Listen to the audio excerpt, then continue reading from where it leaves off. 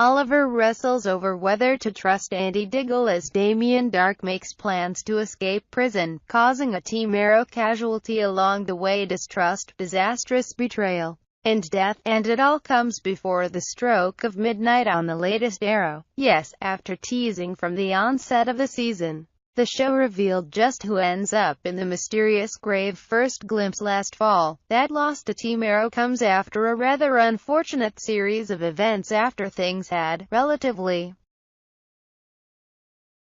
reached some normalcy for the team. Damien Darhk was in jail, they had his idol on lockdown, and everyone made it out alright from the assault on Palmer Tech last week. Even behind bars, Darhk's machinations to carry out Genesis are still in effect, with Malcolm Merlyn assisting the prisoner in breaking free. His first move to do so came last week as he approached Andy Diggle, who in 11:59 first appears to still be playing for the good guys. He reveals to John that Merlyn approached him, suspecting that he's in the picture because of friction between HIV and Darhk. Andy, in a clear sign that he's reformed, asks his brother for guidance after he's been asked to help hijack a missile shipment. While Oliver worries about having Andy go undercover to help Merlyn, he still barely trusts the guy. He temporarily agrees to go along with that plan, right after a quick visit to Ruve Darhk Adams.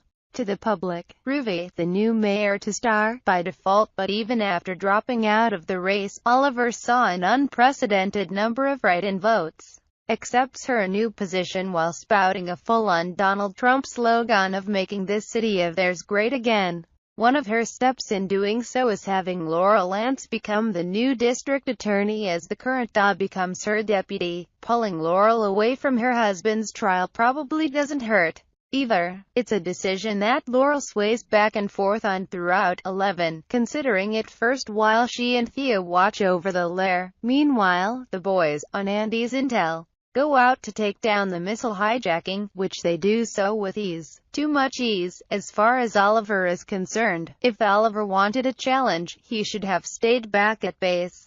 Malcolm shows up in search of the idol, psyching his holdover League of Assassins faithful on Laurel as Thea chases after her father. Malcolm eventually gains the upper hand,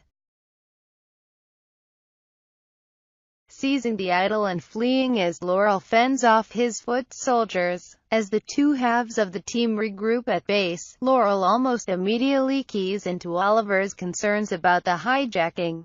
They stem back to his concerns over Andy, which Laurel acknowledges but warns him that Oliver better have some damn good evidence before accusing Andy of anything in front of Diggle. Laurel has her own concerns in deciding whether or not to take the DA job. Quentin assumes she'll be turning it down, but the thought of being close to Ruve could prove useful for the team.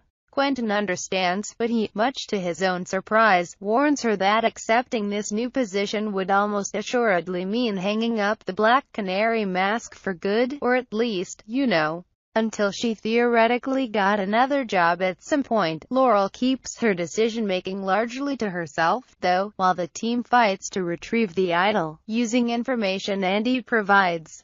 The team heads to a warehouse because where else would any bad guy in Star City operate to track Merlyn down? Andy is along for the ride to prove his merit to Oliver, even taking an arrow for the arrow when they find themselves in a room rigged with traps.